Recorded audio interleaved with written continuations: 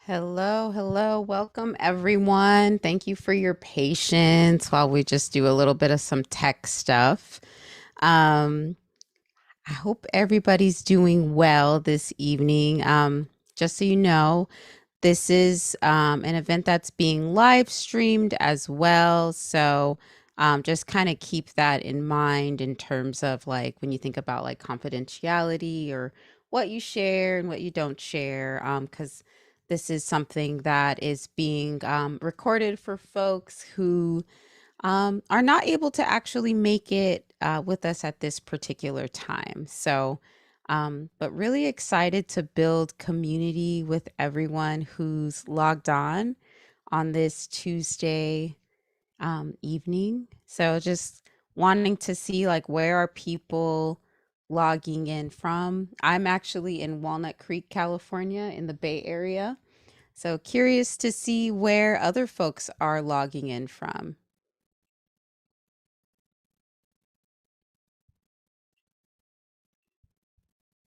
And as I kind of wait for the chat, I am also just getting some of the PowerPoint stuff situated.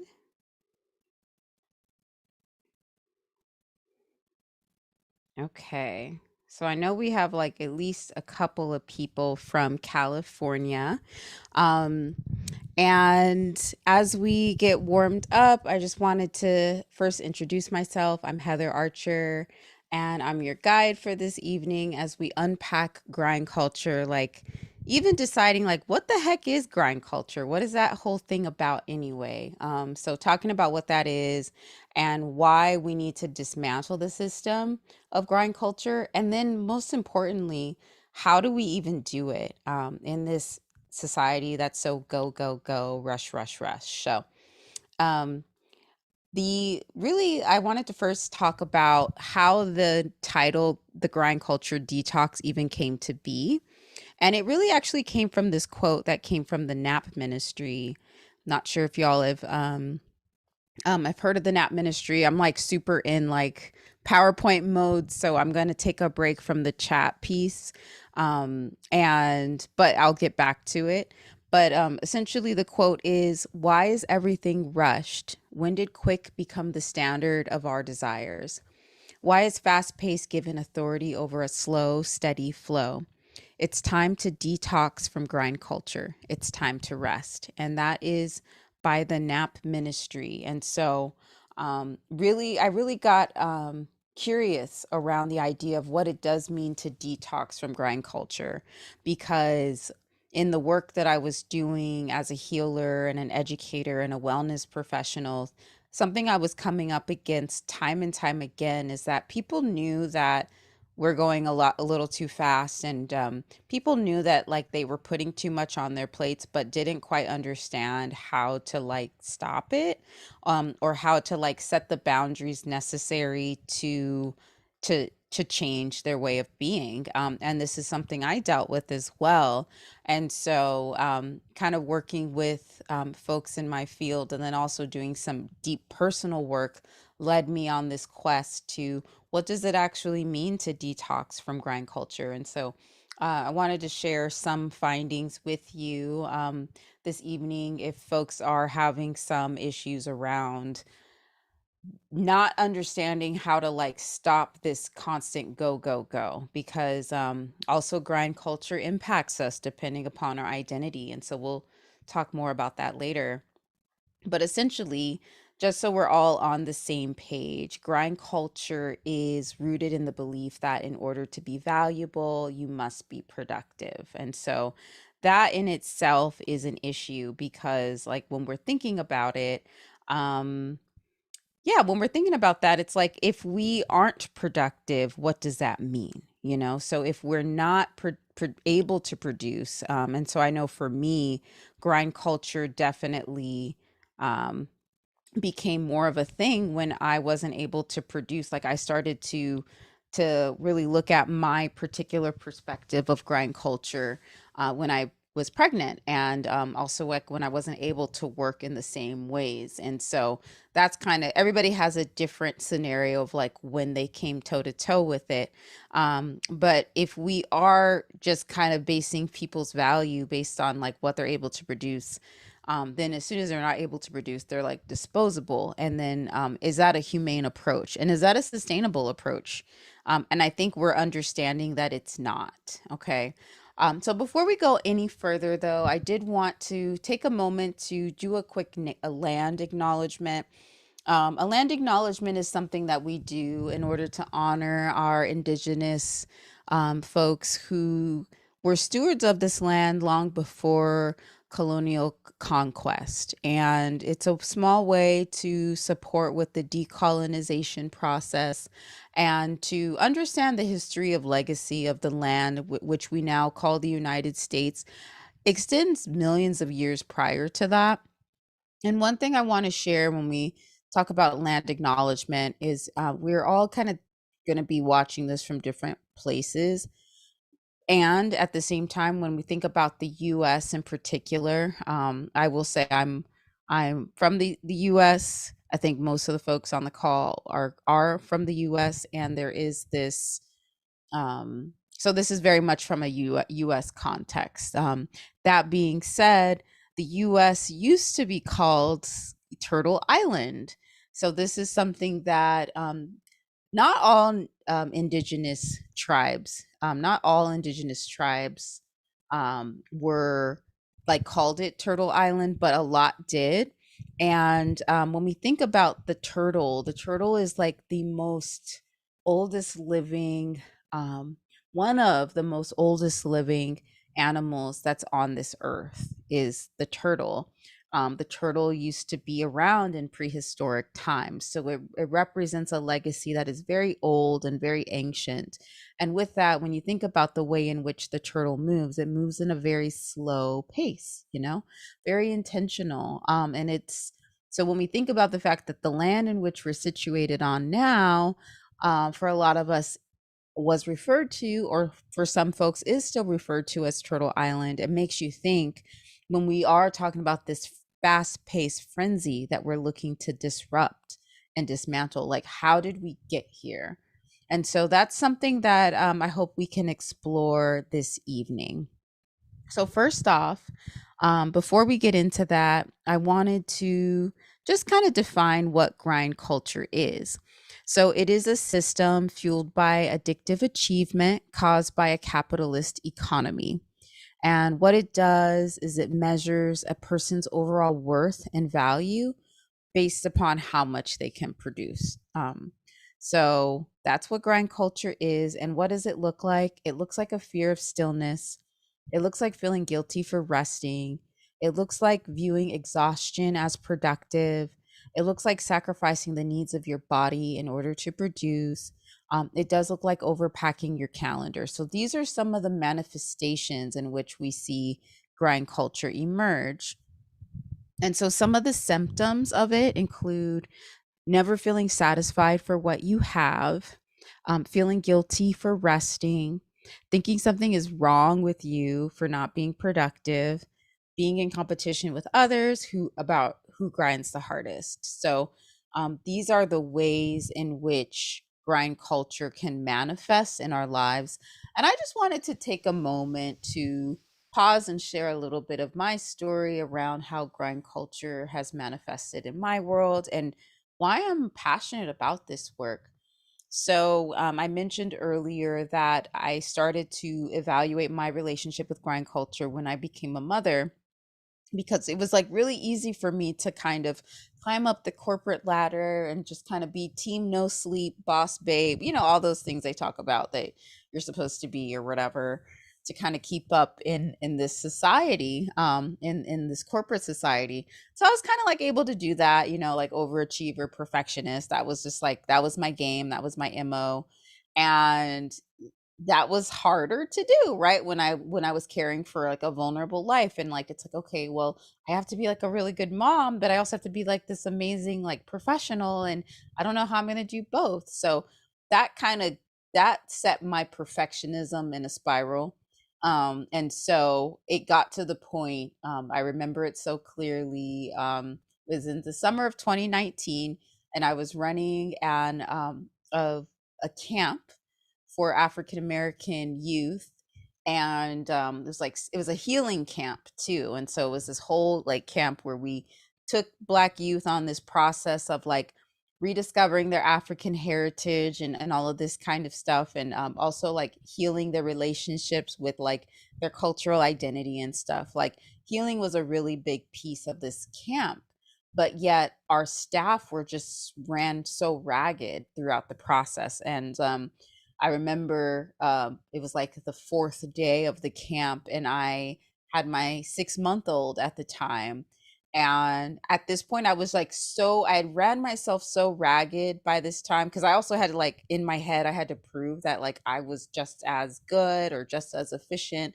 Um, even though like I was a breastfeeding mom, really in actuality, I shouldn't have had to prove that. Like I should have been able to have the grace and ease to not have to kind of go that hard. But in my head, I felt like I had to do that. And I got to the point where I was like working like 16 hours, and and I was breastfeeding, mind you, and I wasn't like eating. Like I hadn't eaten in like a 16-hour period. And I was just like, just like on the verge of a nervous breakdown. And then I realized at that moment, I was like, wow, if I don't interrupt this, no one else will. There's nobody around that was like, hey, you need to like slow it down. Like we were all kind of caught up in this fast pace of go, go, go, grind, grind, grind. And that's when I realized, I'm like, oh dang, I have to do this, because there's nobody's going to save me from this. And so I remember like right after that camp experience, I did like a 1 week, no, like a vacation, no contact vacation, which was unheard of for me. um I was just like, don't contact me, like I'm completely off the grid, unavailable. And that was like the first real vacation that I took in some years.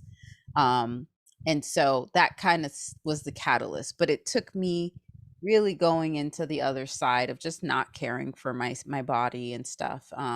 So that's kind of where I kind of fall in the spectrum of grind culture. And for folks, like if you want to share in the chat or something, just like if there are any stories or anything you want to kind of talk about, like what your relationship has been with grind culture, I'd be happy to like read them out and discuss, and things like that.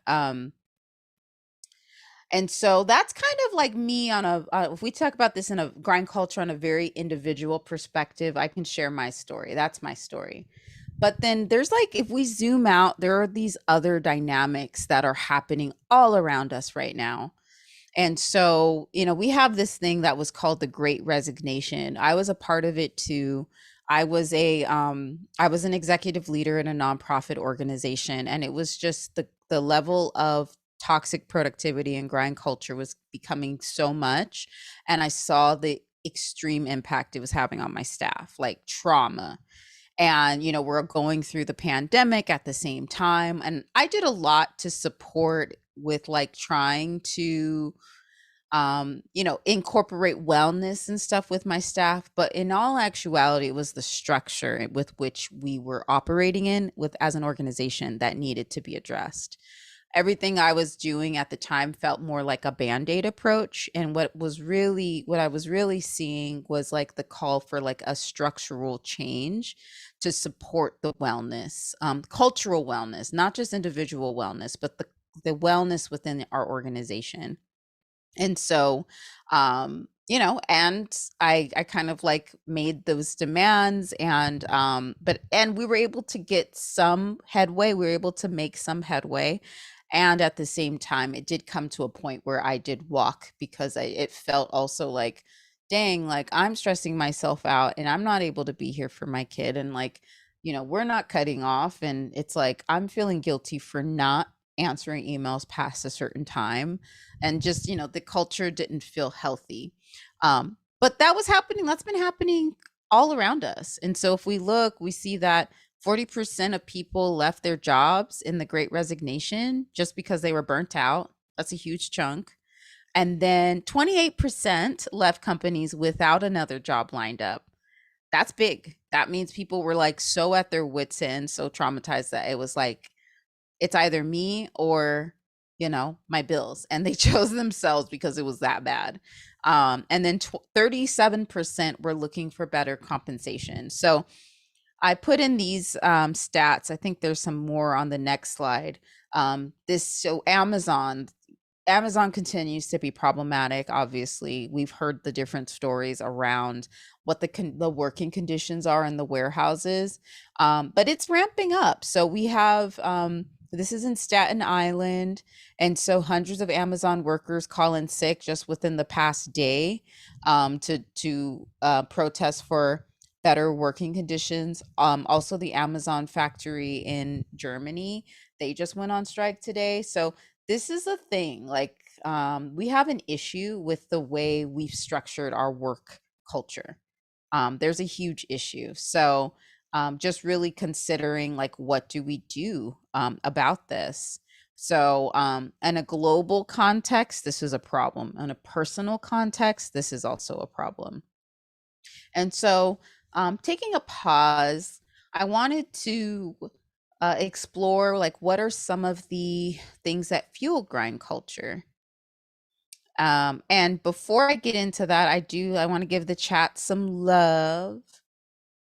All right, we got Oakland in the house. Cool, cool. Utica, New York. I've been there. Went to a retreat center out there. Was it Rhinebeck, I think. Um, Oakland. Yay, Portland, also known as Multnomah and Cowlitz land. Yes. And then just kind of want to uplift Erica's comment.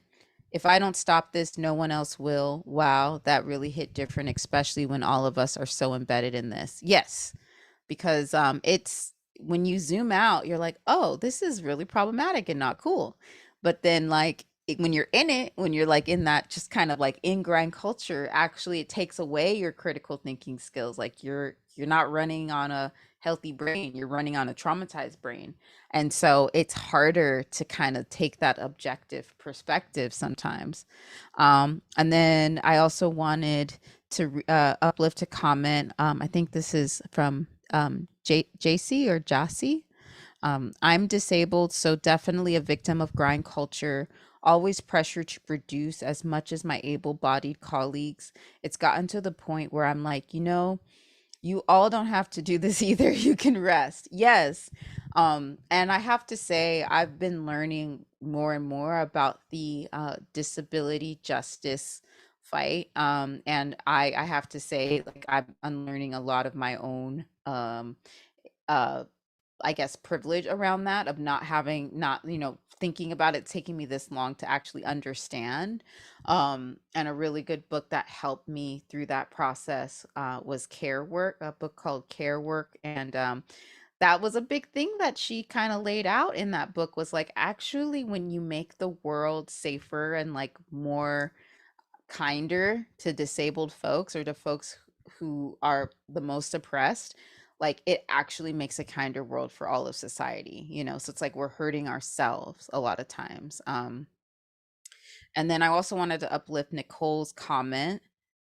So I'm an artist. I'm an artist residency currently with very little external expectation on my productive production productivity making work. That's awesome. Congrats. And I'm on a break from working, just focusing on my art. Yes. But what's been interesting is how hard it is to escape that pressure and guilt slash fear that I'm not working enough, even while here, and I'm wasting my time not using it well. Yes. Yes, all of that. That's the detox, like getting out all of those those thoughts, those self-defeating thoughts that tell us like we're not good enough because we're not producing. Even like when there's no external expectation, the things like the parameters we put on ourselves, the chains we put on ourselves. And then yeah, running on a traumatized brain. Workplace trauma, it's a big part of this conversation. Okay, so also we have Erica from DC, but originally from the Bay. I had undiagnosed ADHD for a while until I finally went in after being told I didn't have it. And it's such a complex cycle, pressure to meet other standards. And then I pressure myself to overcompensate. And that led me to fully burning out and my anxiety and depression. Yes, like this whole idea of like neurodivergent folks, like folks who do not, whose brains don't think in that linear way, which by the way is not even like uh, there are other ways to see things outside of a linear framework. A lot of that comes from colonization, actually, but yeah, at the same time we're expected to adhere to these social norms, and the amount of like not enoughness that it can bring and spur into us. Yes. Yes, we center Black, queer, disabled women, etc. always. And it's like when we really do, there's a saying that I don't know who said it, but they say the last will eat first or shall eat first. And just like thinking about the folks who have been literally not considered, what might it look like to like bring them to the front of the line and consider them? Like how might that create a cultural shift? And so with that, what fuels grind culture? White supremacy, capitalism, ableism, internalized oppression, perfectionism, gender oppression. So there's like a lot of isms. There's a whole lot of isms that fuel grind culture. But just I think what we've been doing is we've been talking about, or we've been isolating one ism and focusing like really a lot on that one. And then we focus on another ism and another one. But it's like, what might it look like to see how these larger constructs that are really devastating to our communities, like how do they work with each other and what's driving them? And this idea that like if you're not valuable unless you produce, unless you can produce, um and also the way in which you're able to produce, and also who is expected to produce more than the other. And that's something we'll talk about in a little bit. So yeah, and if there are any questions that are emerging as I'm sharing this information, I'll look at the chat in a little bit. So just definitely feel free to put those questions in, and I'll be totally happy to answer and have a dialogue around them. So now let's dive into the shadow of grind culture. So we understand a little bit about like what it is, what are some of the symptoms of it. We know that grind culture and that idea that we should be producing all the time, it feels icky, it doesn't feel good. We know it's not like actually really productive to feel that way, but it's like we have this monkey and we're trying to figure out how to shake it. We're trying to figure out how to not engage with this in that way. So what we need to do is really talk about like what's the shadow of grind culture, like what's the cause. And I'm really adamant about interweaving healing and um like political discourse. I think that's really important. I know that it's hard to do, and I know I struggle sometimes and with doing it, and it's something I'm still working on, but I do think it's incredibly important to not talk about one outside of the other, because like when we talk about a lot of the social uprisings that's been going on, when we think about like the Black Lives Matter movement and the progression of that, when we consider like January 6th, that whole situation that happened, like there are these incidences that are painting a larger picture for us. And once again, as I showed that web, or I shared that web around like what fuels grind culture, I'm going to ask if we could zoom out and consider like how how these like political events, like how do they contribute to the shadow of grind culture, and how might we be able to heal from the shadow of grind culture as well. So just kind of considering that. So a lot of that means really looking at like really seeking to consider like what healing work, like what spirituality looks like, because when we're talking about the ways in which grind culture impacts us, it doesn't just impact us on a physical level. We have an assessment. I'm actually going to share an assessment with you if you're interested in understanding exactly how grind culture is showing up in your life. You'll get a chance to do that in a moment and answer some really simple questions around your daily habits, and it'll share some information with you around the way grind culture impacts you. So it does impact you on a physical way, but it impacts our spirits as well. It impacts our ability to dream or to see that another way is possible.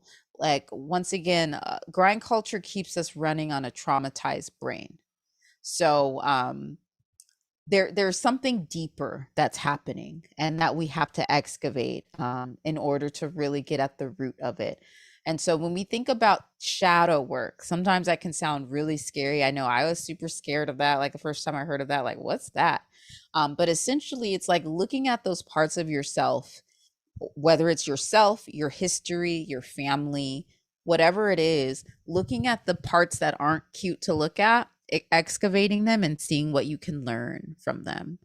And it's really hard to do.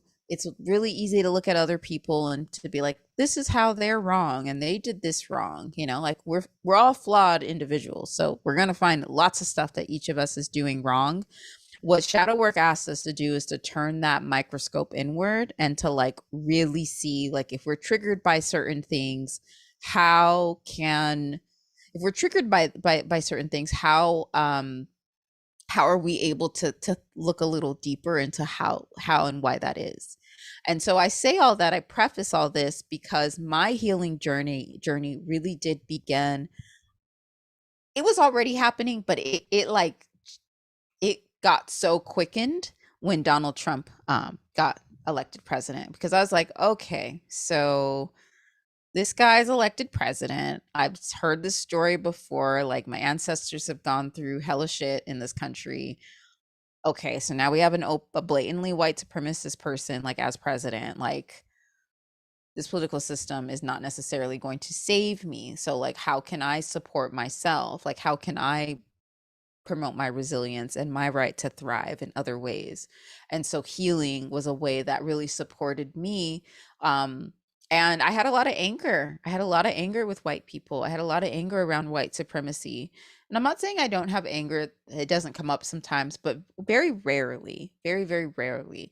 And a lot of that is because of the work I've been able to do on like identifying my own triggers, identifying my own internalized depression, like my own internalized racism, and like really understanding, or even like I just mentioned, my internalized ableism. Like, I had to come to terms with the fact, like, wow, I'm acting kind of like a Karen right now when it comes to like issues related to disability rights, and like having to sit with myself regarding that, you know? So doing some of that really hard, not that work doesn't feel good. But I had to do it and I'm still doing it. So I say all that to say that what I am going to share it might be a little shocking, or it might feel a little hard to digest, but just understanding that the reason why we do shadow work and we talk about this is so that we can heal from it and move forward. But if we're ignoring it, we're not able to move forward. And so with that, There's two things I want to share, two artifacts that I want to share that kind of go into the shadow of grind culture. But actually, before I do that, let me see what else is in the chat. Okay, and so I wanted to affirm, yes, heck yes to shadow work. And then also, Lauren states, my husband and I are both bound by this. I was unexpectedly displaced from my job just before the pandemic, which forced us into a one income family situation longer than we anticipated. My husband is impacted because he's had to pick up the slack. And it affects him. I feel the guilt because I cannot contribute to my family in the same ways that I was before, because I'm caring for our child in the meantime, because the cost is prohibitive. I could find a job, but finding one makes financial sense given the cost of childcare has provided a challenge. He's grinding like crazy because he doesn't have a choice, quote unquote, and I feel useless and powerless even though I still contribute just differently. Okay, yes. Yes to all of that. Yes to all of that. When we think about the great resignation and the folks, like, who has this pandemic impacted the most, it's been the folks that are usually the most marginalized in society. And a lot of times that's women, it's women of color.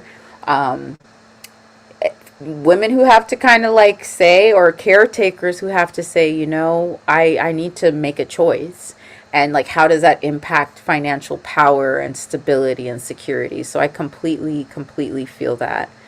And then on top of that, when we think about like disability rights too, another group that's really been impacted by the the violent change in work culture has been folks who are disabled. And the one way, like, I was reading some numbers. I'll have to get back to you on the exact article, but the amount of disabled folks who also got displaced from jobs was pretty high, and this is by design. So let's talk a little bit more about the why behind this. And yes to the assessment. Yes, assessments are awesome. I agree. So this article, you'll see there's a news article that says Negro women to be put to work. This was in 1918, Greenville, South Carolina. And this was Jim Crow. So this is like over 50 years after slavery was like already abolished. So we're not talking about people who are like owned as property anymore. Like, these are all people who are like free and stuff. So there was a city ordinance that was put out, and the context around this was, it's kind of interesting to think about this now. This is why history is really cool to look at, because what was happening at this time in South Carolina was that they needed more people to fill in domestic labor roles. There weren't, it was like a similar situation to what we have now, which is like people didn't need to, or not, I don't know if they didn't need to go to work, but it was like, well, we don't want to go to work, it's not worth it, kind of thing. And so anyways, there was a lull in employment for domestic roles. And so they created this ordinance. I was like, actually, no, Black women literally need to be forced to work. We don't care if you need to work or not. You're going to work, or you're going to get fined or put in jail. And that's what this was about. And that's what this newspaper clipping basically articulated. So just kind of letting that marinate of like work, and the relationship that like women of color a lot of times have to work. So when we consider, first of all, that Black women today make, I think they say it's like 67 cents for every dollar of a white man. That's by design.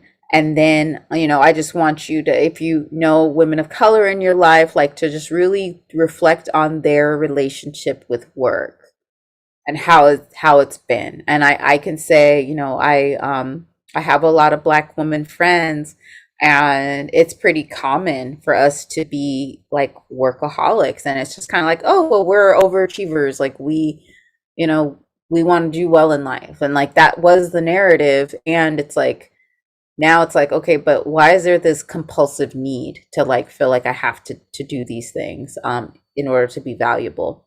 So, anyways, that's the first artifact I wanted to share.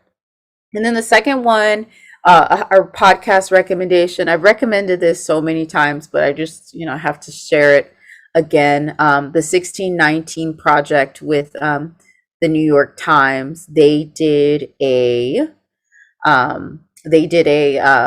like a podcast on just different aspects of slavery and how it's impacted our lives. And episode 2 of the 1619 podcast is called The Economy That Slavery Built. And in this episode, they really break down and they make a pretty chilling correlation between the setup and the ways that like multinational corporations are set up and like how they're orchestrated with the way like with the transatlantic slave trade. Because okay, you stole all these people from their continent, right? You bring them over, completely new religion, language, culture, all that stuff. How are you going to get them to work, right? They're going to be probably pissed off, right? Like they're not going to be cool with you. So you got to do things in some pretty gnarly ways to get them in line. And to get them to produce at the yield that they needed to produce. And so I'm actually going to read a quote here from which kind of talks a little bit about this. This is actually a quote from a book. So I'll be publishing a book on this topic in the middle of next year, but just kind of making those correlations. The foundation of American capitalism has created a viciously high stakes environment of productivity or death. The techniques of supervision created to support American chattel slavery were developed by people who wanted to squeeze as much productivity out of their slave workforce as possible. According to the New York Times, at the eve of the Civil War, the average enslaved worker picked 400% as much cotton as her counterpart did 60 years earlier. The current corporate sales quotas that we've come to normalize as a common sense fact of life is rooted in chattel slavery. And so that's a lot. That's a lot to kind of take in when we think about how it's like in the air that we breathe in terms of like pulling ourselves up by our bootstraps and working hard and going above and beyond. Like these are the American values that we have been fed. Not to say that it's all bad, but it's definitely created a shadow. It's cast a pretty large shadow. And so we are going to get into a grind culture assessment. But before then, I also just kind of wanted to give folks a chance to like take a break, stretch, breathe. I'd like to offer a breathing activity really quick, which also helps as we process a lot of emotions. It's important that we regulate our breathing. It's a way in which we can reclaim ourselves. And so this is a really simple breathing technique. It's called the 4-4-4 breath. And so basically what you do is you breathe in for the count of 4 and you hold for the count of 4 and then you breathe out of your nose for the count of 4. So it's just really simple. We'll do it for a total of 4 times, the 4-4-4 breath. And then we'll move into a 5-minute break. So take this time to, get hydrated, all that stuff, bathroom. And then we'll move into an assessment. And so you'll see a link in about 5 minutes, and there'll be an assessment there for you to kind of understand, like, where do you fit in with grind culture? And for the folks where this is streaming, the assessment will be in the description box. So yeah, take some time to nourish yourself, stretch, tend to yourself, and then we will get started. We'll get started with the assessments in about 5 minutes.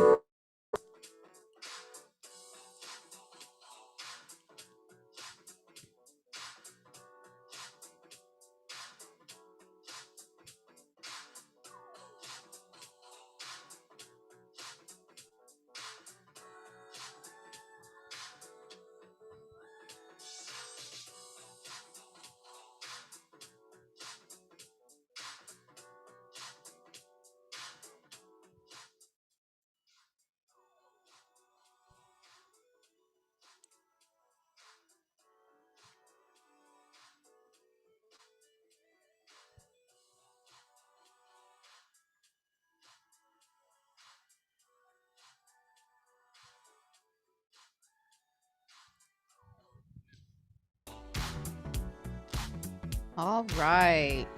So we're still taking some time to complete the assessment form. But while we're doing that, I also wanted to share some of the questions just so we kind of get a context around what questions are being asked, and just if folks have any questions about the process. But essentially, the questions are as follows: how often do you skip mealtime at work? And they're all going to be either never, frequently, often, or most of the time. And then, how often do you start working first thing in the morning? How frequently do you check work related emails right before bed? How often do you check work related emails after your day is officially over, like whenever that is? And then, how often do you feel guilty when you aren't working? How often do you take breaks? How often do you work after how often do you work after your workday is officially over, which could include creating documents or working on special projects? And then, how often do you feel like you have to choose between work and family? How often do you feel guilty for requesting to take time off for rest? And how often do you feel guilty for requesting or taking time off when you're sick?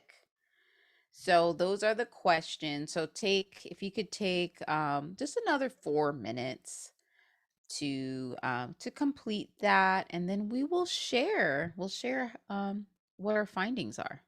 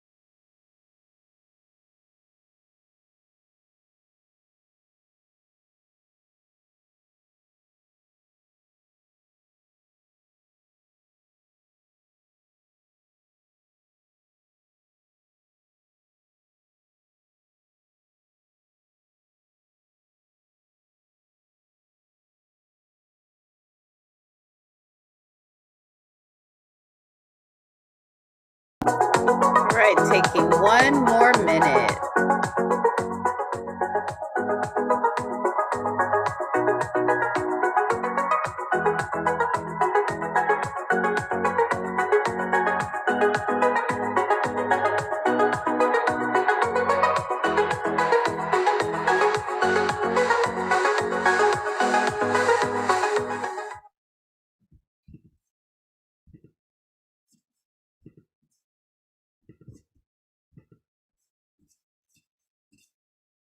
All right. So welcome back, folks. I'm gonna go without a mic for just a bit, because yeah, I'm having some issues with charging. So just gonna reshare this. Okay, so I am really curious to learn about your grind culture detox assessment results and like how that went for you and if there were if anything was enlightening. So I would say, if you're noticing that you're doing some of the things that were suggested in the you're doing some of those actions like frequently, whether it's skipping your meals or feeling guilty for resting or not taking sick time off, even though you're sick, but like feeling guilty for doing that. So these are all things to kind of understand, like, oh, I'm immersed in grind culture. And what I would say is, when I work with folks, because I do work with some people who are immersed in grind culture in different ways. And, I start with this assessment usually, and I usually just tell people, like, to take the perfectionism out of it. Like, oh my gosh, I'm doing this, and I'm not on it. I'm not centering my well-being. And I would, stop thinking about like the things that you're not doing and just think of it as like, oh, this is a temperature check in terms of my relationship with work. And then it can help you with kind of like understanding what modifications you might want to make. And so you might notice that you are not eating a lot of times. And I will say it's real common actually. So eating disorders are like the second deadliest, next to opium addiction or opioid addiction, excuse me. It's not something we talk about as much, but it's like super common. It's gotten even more common since the pandemic, actually. And a lot of that is this whole idea of like, do I deserve to eat, or I don't have time to eat, or I'm so stressed out, I didn't even think about eating. And so that was one way that grind culture, I know for me in particular, impacted me, particularly during the pandemic, of like just looking up and being like, oh, dang, I didn't eat for like several hours on end. And having to create. And so, in order for me to kind of reclaim myself from that, I made, I put timers on my phone, for example, to know like, oh, okay, this timer's going off. Let me eat something. Or keeping certain snacks around the house that I knew I could eat at certain times. So just kind of making modifications to support my health and well-being. And so I would just say that, like, if there's a particular area, if there are more than, like, there might be more than one area that you might need to work on, but I would suggest starting with like one area, the area that you feel is the most egregious, and starting there. And then, healing is a journey. Healing is not linear. So that would be my thing. And so I wanted to read this comment, which says, most times were a frequently for me, but the ones about checking emails were all most of the time. Having access to my phone 100% of the time often makes me feel like work should have access to me 100% of the time. And like, sometimes people feel that way. I've gotten work calls, like, by the way, unscheduled work calls at like 9 p.m. I'm in the bathtub, and then, my, boss or director at the time is like, oh, I need you on Zoom right now. It's like 9 o'clock. I'm like in the bathtub. I'm like, I'm in the bathtub. It's like, oh, well, call me when you get out of the bathtub. Like, it's serious. We're having that exchange on Slack. And so this whole idea of like, oh, I should be available all the time. Some people feel that way. Like, some people really do feel like they should be available to work all the time. And if you happen to work with somebody like that, who's like super immersed in grind culture and is in a position of authority, that there's an issue. And so that's why I really, really, really, like, my favorite folks to work with right now are people who are like directors of organizations and stuff, because it's like, a lot of the times the way these structures work, if you can change their mindset around work and wellness, it's going to support a lot of other people's relationship to work and wellness because of like power and positionality. So I wanted to also share this comment. So at JC, a supervisor once told me that because I have a work phone, it was her expectation that I be available 100% of the time. Yeah. How do we navigate a workplace like that? Very good question, Lauren. So the way what I say about with the grind culture detox is that the way in which you approach it is going to be different, and a lot of that depends upon power and positionality. So the advice that I give to somebody, I want to like know like, okay, what's your position at the company? Who do you report to? Tell me how that's going. Like really getting as much context as possible, because the advice I'm going to give to like an executive director of an org who is literally like in a lot of ways creating the work culture might be different, right, to somebody who's reporting to a workaholic, and what their expectations are. So it really depends upon your positionality, but I would say for somebody who is like a real, if you're working for somebody who's like an extreme workaholic, um, and it's also like culture is everything and context is everything. Like I feel like sometimes we need to push back, or even, and pushing back doesn't necessarily mean saying no, I won't do that.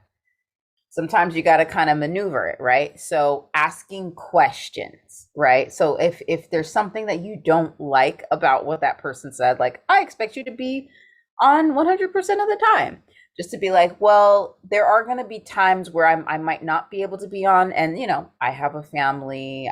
Between X this time and this time, I have soccer practice. Even if like sometimes like, and this sounds sad or like a little unethical, sometimes you're going to have to lie a little bit or bend the truth. It depends on how severe the situation is, or like creating these pockets of time where you're not available, and so they just know not to call you during this time because you're not available, so like even having to play those Jedi mind tricks and stuff might be a thing if you like need that particular position, you're not able to quit at that moment. How can you, and also documentation is really, really key right now. Get everything in writing, refer back to the employee manual, not what they said, what's in the manual. So many times what happens is that like these bosses will say like hellish crazy stuff, and you go to the manual, you're like, whoa, this is not even, it doesn't even compute, it's not even the same thing. So like if it's not in writing for whatever reason, ask to get it in writing, initiate it in an email, keep a paper trail. It's a lot easier. People change their communication style when things are documented too. And the way things are documented, not via text. You can get away with a lot of BS via text, so like leaving a paper trail, referring back to the handbook, citing the handbook on page X, Y, or Z. It says this. You're going to be kind of a pain, you'll be seen as a pain, but like if you can at least have the rules on your side, or get the rules on your side, it's that supportive. So that's what I would say to that. If you have like a really unreasonable person that you are dealing with, that you report to, who's in charge of your paychecks. So I wanted to, on that note, actually talk about like, what does it mean to go bravely? And I wanted to read this quote from a social justice education theorist, Paulo Freire. And he did a lot of work around like, what does liberatory education look like? And I want to center the next part of this section based upon this quote, which is, if in reality I am not in the world simply to adapt to it, but rather to transform it, and if it is not possible to change the world without a certain dream or vision for it, I must make use of every possibility there is, not only to speak about my utopia, but also to engage in practices consistent with it. And it's a tall order. It does mean that we need to there's some bravery, there is some like being okay with not being the people pleaser, because what I've noticed in this is a lot of times it's the bosses that are just being completely unreasonable, and hands down they're not being cool. And what I've also noticed in this work is that a lot of times we place unrealistic expectations on ourselves and have ourselves jumping through hoops to get to those unrealistic expectations, and we place those on ourselves, and so it's a two way street. So what are the ways we can work to reclaim our power? And a lot of times it's asking questions before we blindly do, or before we just immediately say, oh, yes, yes, I'll do that. Yes. Getting more clarity around things, slowing it down. A lot of times, like, we can interrupt grind culture by slowing people down, slowing things down, taking a moment to pause, like even that reflective pause of like, before I speak and say the next thing, I'm going to take a breath. Before I go on autopilot and say, yes, I can have that for you by Monday immediately, even though I have all these other things, like taking a pause. Like, it's really the moments of stillness and rest that we can find some liberation. And so, what does that look like? What does a liberated work life look like? So, I want to talk about this concept of work life liberation. So one of my colleagues, her name is Emmeline, and she has a workplace wellness herbal education program called Folk Mondays. And we were having a conversation, and one thing that came out was, she mentioned that she thinks work-life balance is a kind of like a fairy tale. It doesn't exist. It's this thing we always talk about. It's this like mythical creature, but it's like not real. And I'm like, yeah, I agree too. And it's like, I don't want to be balanced. Like, I want liberation, I want a liberated work life. Like, what does a liberated work life mean? And so it's one thing to dissect grind culture and like this huge, like, pervasive system that we're in, which is caused by all these other isms. It can get like really broad, and it can also feel really stifling. And so, zooming out and providing another perspective, I'd like to share this concept of work-life liberation, which it can be a possible alternative outside of grind culture. And so, work-life liberation is a way of working that protects time sovereignty, promotes healthy boundaries, and advocates for the well-being of workers. So that's like the first part. So just like making sure that folks have a little bit more of a say around like when they're working, as long as the work gets done, but like, not working arbitrary hours that don't like actually align with your home life. What might it look like to be able to choose your hours, each month, and create a system in which you're able to communicate that in a way that's healthy for the collective. And then also like healthy boundaries, like in order to do something like that and to have time sovereignty, it does mean that we're going to have to get a lot more confident around articulating what our boundaries are at work, and getting tools and resources to have these conversations without feeling like our jobs are on the line. And then also just like being in a work life, in a work environment where like you feel like somebody cares about you. You're spending like hours and hours on end each week, and you might be in a job or a work life situation where you don't even know if they like you, let alone care about your well-being. Like, it's going to change and impact like the quality of work that you have too. Like, think about, if you think about your like the favorite teacher that you've had, right? Was that teacher somebody where like they were really mean to you and like they didn't care about you as a person, or like were they a teacher who like really took an interest in you and like worked to cultivate and expand your mind, and then it made you want to like work harder, and it made you want to give your all because you were seen? It's the same concept. It's humans. It's the same concept. So what might that look like? And why does this, for some people, you might, share like work life liberation. It's like, what is work? You're not supposed to be liberated. Why? That's a problem. Why that? Um, And then the next piece of this is work life liberation, a liberatory work practice that nourishes the mind, body, and soul while creating a positive impact in the world. So, what might it look like to engage in a work practice, a daily work practice in which you were able to care for your body, mind, and soul? What would that look like? And why is that not a given? You know? And then last but not least, work life liberation, a way of working which prioritizes creation over production. Ultimately, this requires a decolonization of consciousness. And the decolonization of consciousness is probably the biggest nut to crack because a lot of the ways in which our consciousness around work has been structured and shaped around white supremacy, colonization. Because remember, going back to the 1619 Project and a lot of the correlations between our multinational corporations and also the ways that a lot of our work outputs are structured, it wasn't about that. It was about like, how much can you produce? I don't care about your humanity. You're going to produce X amount so I can get paid. And how is that legacy carried on till today? So that's kind of like, the what, well, if not grind culture, then what?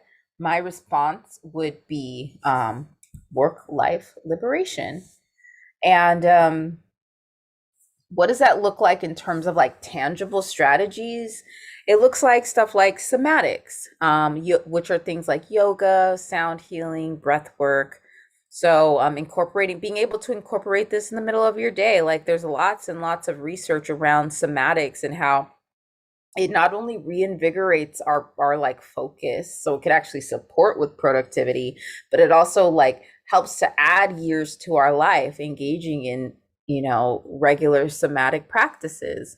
But a lot of times we're in like work environments where it's like you can't just bust out your yoga mat. Sometimes you can, but you got to fight to do it. I've been in work environments where I have busted out my yoga mat, but I've had to like fight to do it. And it's been this like weird thing. Like, why do you have a yoga mat? Um, so, somatics is one way. Mindset, retraining our brains, retraining our beliefs is huge because a lot of us were immersed in grind culture, but like we've been fed and conditioned since basically we were young. Think about the biggest question you were asked when you were a child. What do you want to be when you grow up?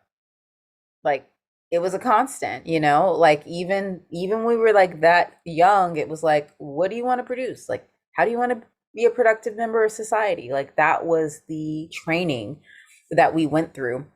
And so if we're looking to even try to create a world where we're existing outside of grind culture, we're going to have to, first of all, look at the core beliefs we have around work and productivity, look at where they came from, and the ones that are harmful, we got to get rid of, and we got to replace them with a new mindset. That's things like affirmations. That's things like retraining your subconscious mind. Like some folks do that through hypnotherapy, whether it's like self-hypnosis or you go to a hypnotherapy practitioner. Asking like doing critical or transformative questioning.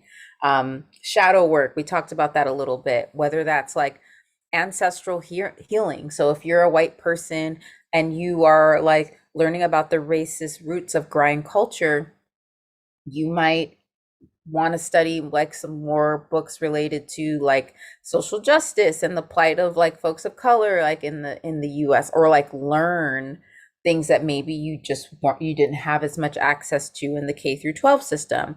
If you are a person of color who is impacted by grind culture, that might look like having conversations with your family around like where did they inherit their ideas around work, and then what were you taught as a kid, and like what are the things that supported you and what are the things you have to let go of, like what are those concepts that you need to kind of walk away from.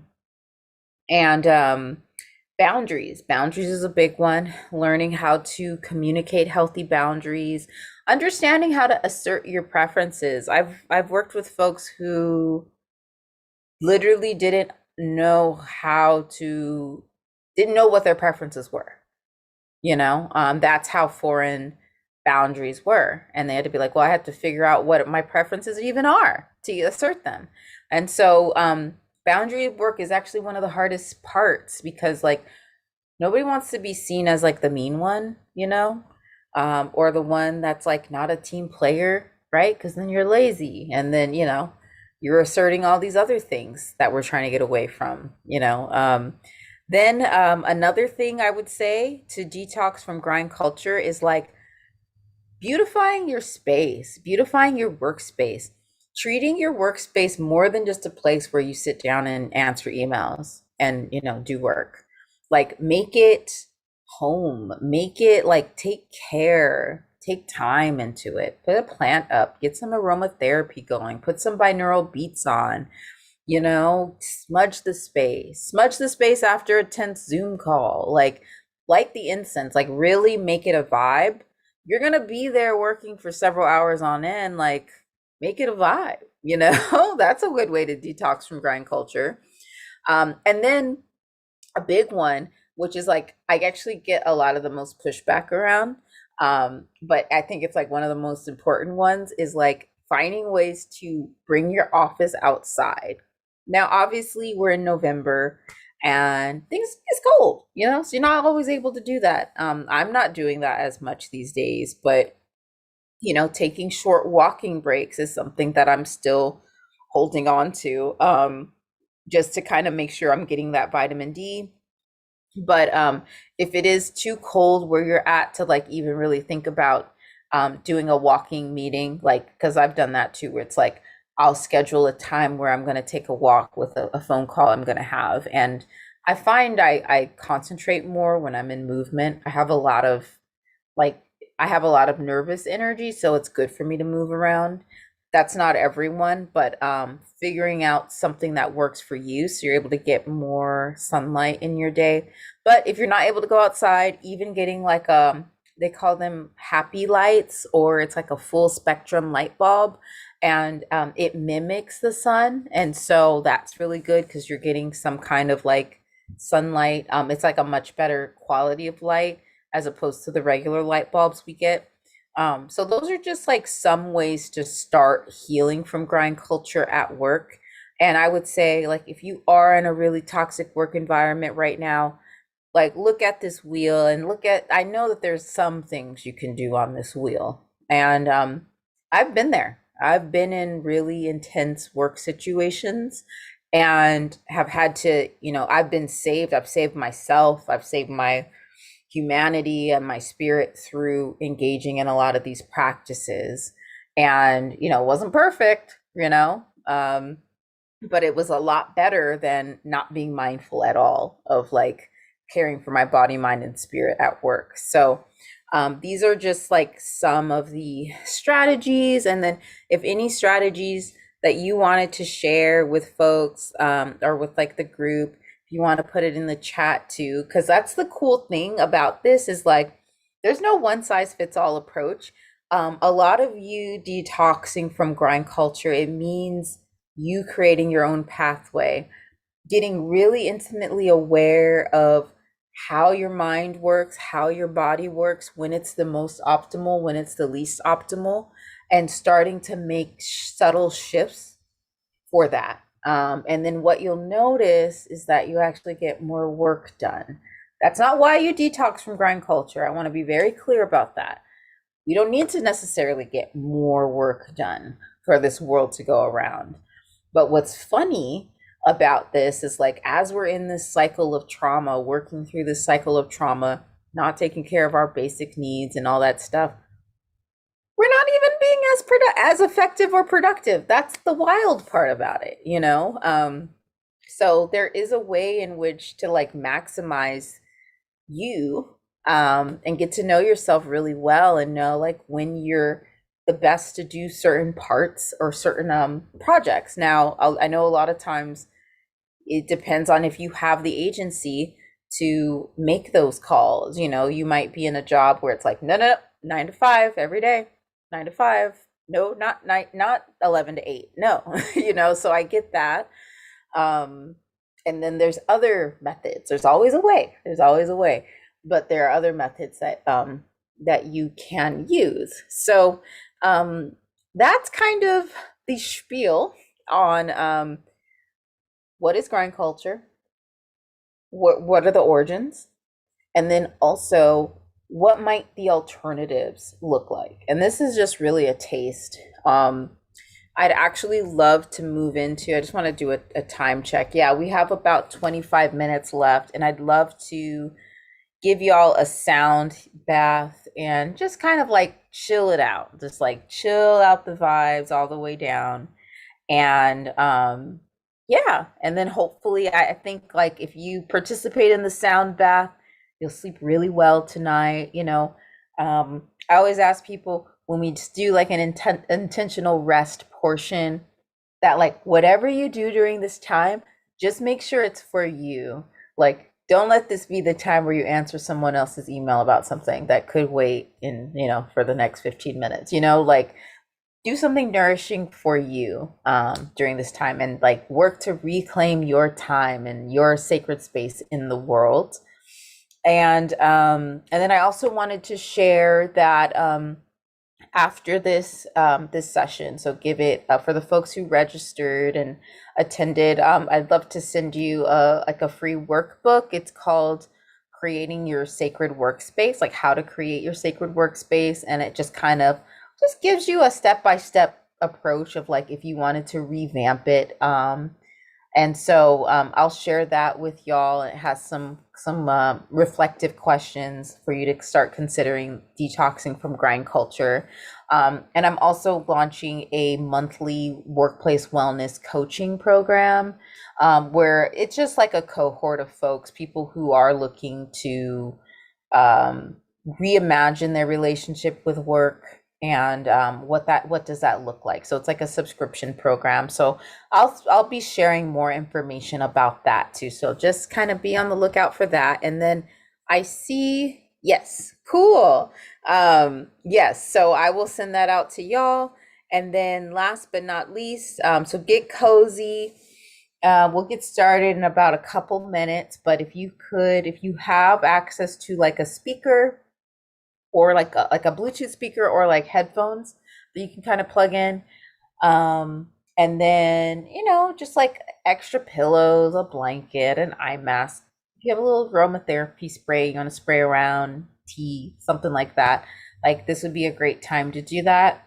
And then as you get set up, I just wanted to share some other tips around like what you can do outside of grind culture. Like, you know, when you get the urge to like, I gotta hammer through this and get this done at all costs, you know, you can assert, you know, instead of grinding, you can assert your personal and professional boundaries.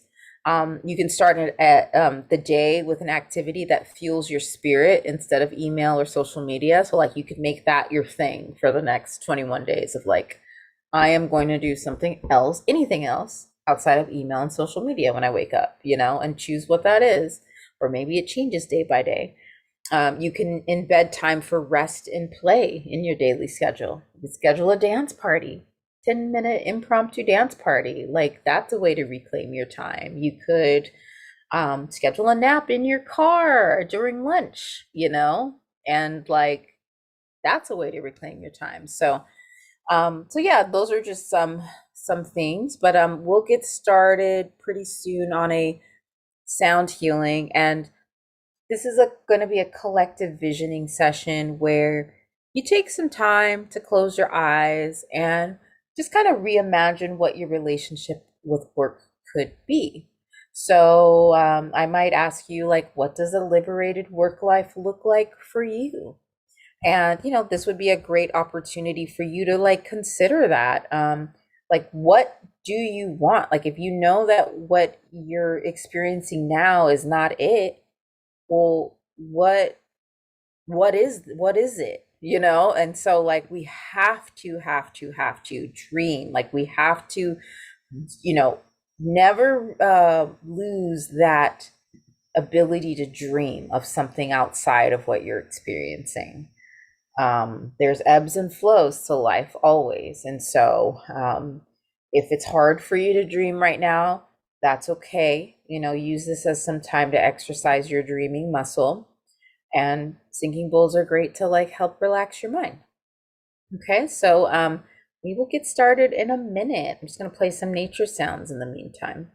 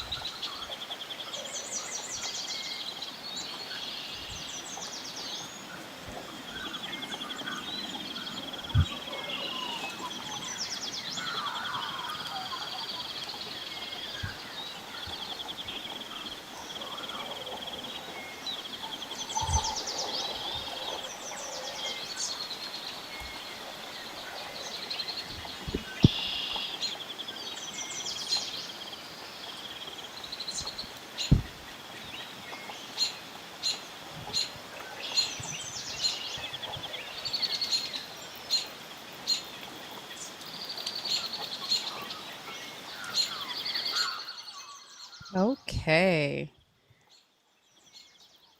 So, hoping that whatever you're doing, wherever you're at, that you are leaning into a space of deep comfort and rest. And I hope that you understand just how worthy you are of rest. And knowing that you are worth more than what you can produce. And so at this time,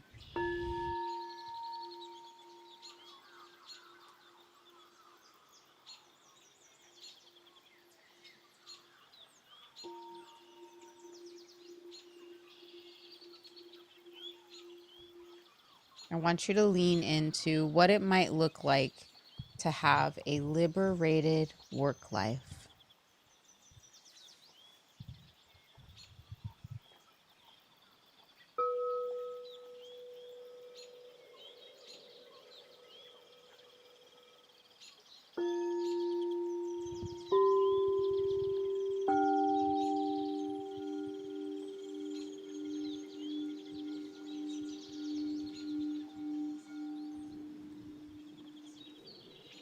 So, when we think of the concept of work life liberation,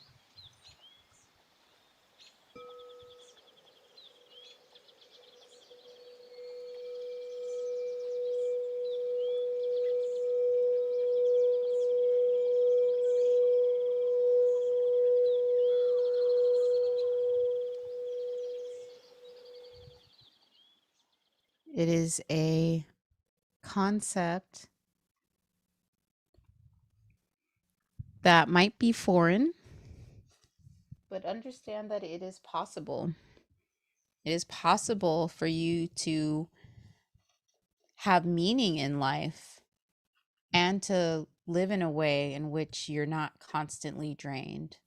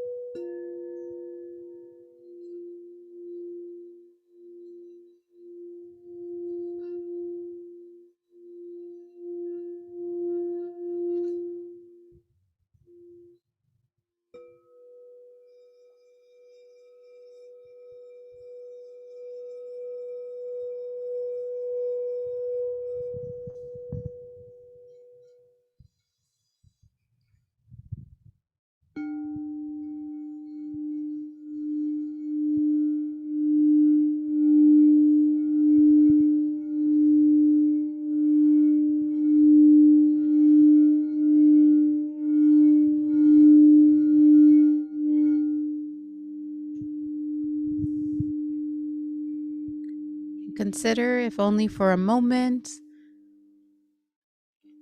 How would you know that your work life was liberated? So consider the following prompts. What would a liberated work life look like?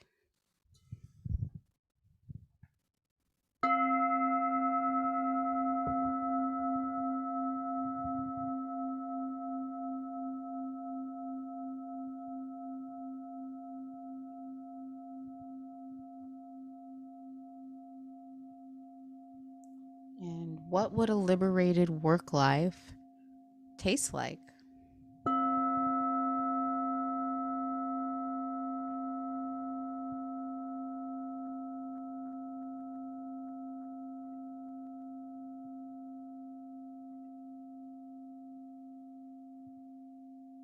What would a liberated work life feel like?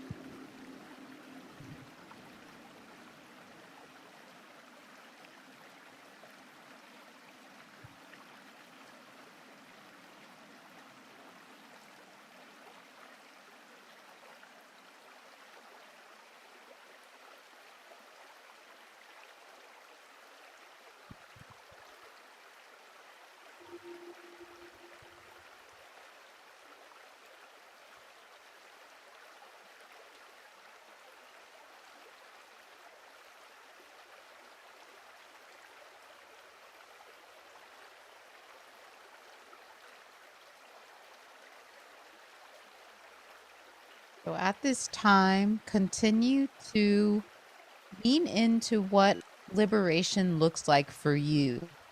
What does professional liberation look like? So at this time, I'm going to ask you some questions, and you might want to, if document what comes up for you during this process. So if there is time for you to, after this you watch this or listen to this, if you even want to jot down any notes that arise, that would be cool. And put a date on it, because manifestation is real, and the power of your imagination is big, and you'd be surprised what you're able to bring forth into the physical plane by first dreaming it or thinking it. And then once you write it down, it just gets stronger. So, yeah. Um, so I'm going to ask you some questions. So my first question is, what would you wear, in your liberated work life? What are you wearing? Just think about it. Liberation looks different for each of us. So let's get really clear and specific. There's enough room in this world for all of our dreams to be manifested too. So, what does your liberation look like at work? What kind of clothes are you wearing during that process?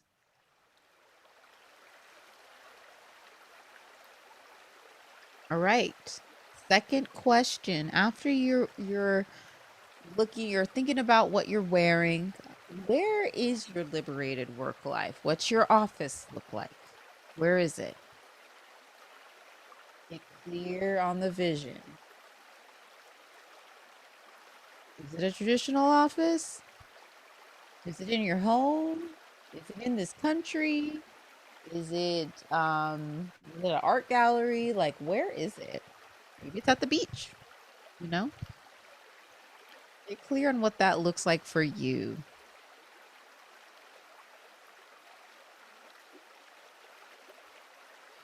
And then the next thing, after you have imagined what you're wearing and where your office is, the next thing is like, what are you doing? What are you doing? What does, like, if you're just peering into a typical day in the life of your liberated work life, what's happening? What's going on? What does a typical day to day look like for you? What time you get off? What does the world look like around you when you're off? What does the world look like around you when you wake up in the morning to go to work?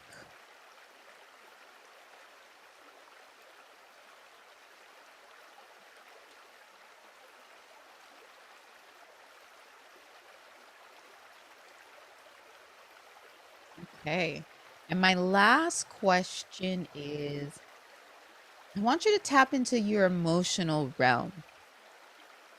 How are you feeling? Like, really tap into the emotion. That's the other thing about manifesting. It's like, the more you're able to feel into it, the realer it becomes.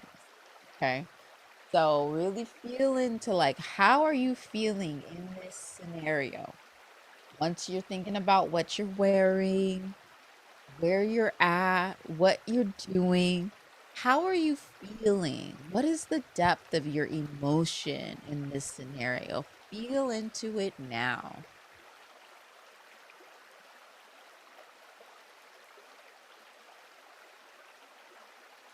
And even like if you want to add another layer to it, like imagine that you are kind of having an out of body experience. So you are kind of like able to hover over yourself in your liberated work life. Like, what do you look like? What's the totality of the vision that you're seeing? See if you can zoom out and really feel into what that liberated work life would look like for you.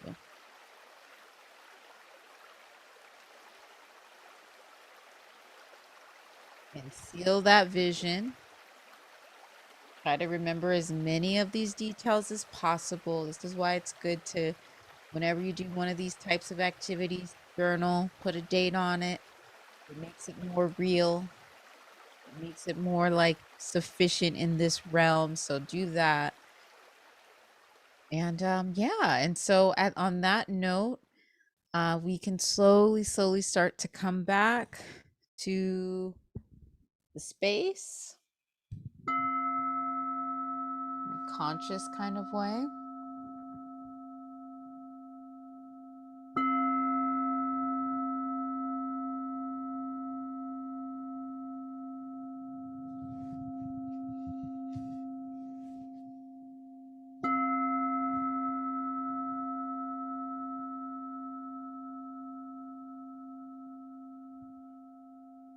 Okay. And so as we kind of come back into the space, I'd love to offer an opportunity if folks have questions. I'd love to answer any questions that are kind of coming up. And if not, that's cool too. But I'm hoping that you have some time to journal and yeah, and to really lean into that liberated work life, and what that could really look like for you, because it is possible. It is definitely possible.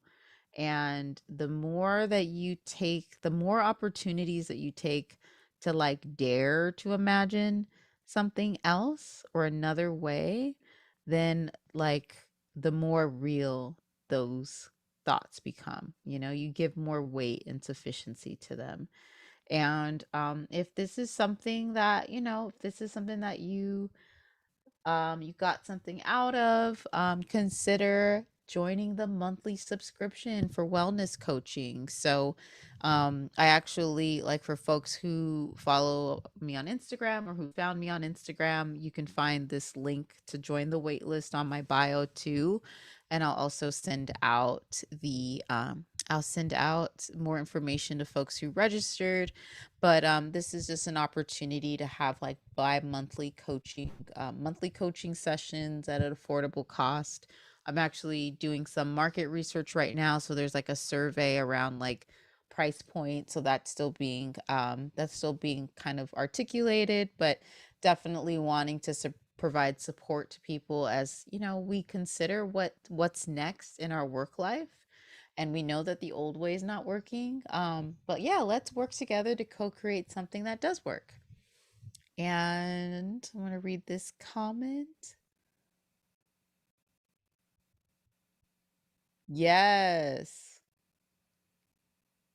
Awesome. I see that folks got out their lavender, that folks enjoyed the sound bath. Thank you all for attending. And yeah, make sure that you keep pouring into yourself, Um, Another way is not only possible, but it's on the way. And so, yeah, like we need to be well though, in order to thrive. So nothing is worth sacrificing your well-being.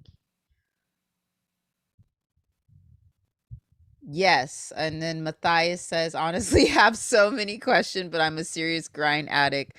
We'll look into some coaching soon. And also, feel free to hit me up with questions. Like, I love answering questions because this is a lot. It's a lot of information to process. I get that. And it's like different. It's just like, it's not something we talk about in such a way a lot of times. And I think we're kind of dipping our toes out and, trying to talk about it. And there's a lot of like, okay, well, how does this work in practice, right? And I have lots of ideas on that. And also, I'm welcoming more questions to like have a dialogue around any like but what about this? Like, so yeah, that's honestly love that stuff. Okay. Yes. Okay, thank you so much for this. This was definitely a reset type space. Things moved at a different and less pressured pace. Yes. I love the breaks. I love this, we're going to get there. We're going to get all the content down. We can go slow. So, yes. So, thank you. Thank you for receiving and for taking the time out on a Tuesday night. And so I'm excited to see how this lands.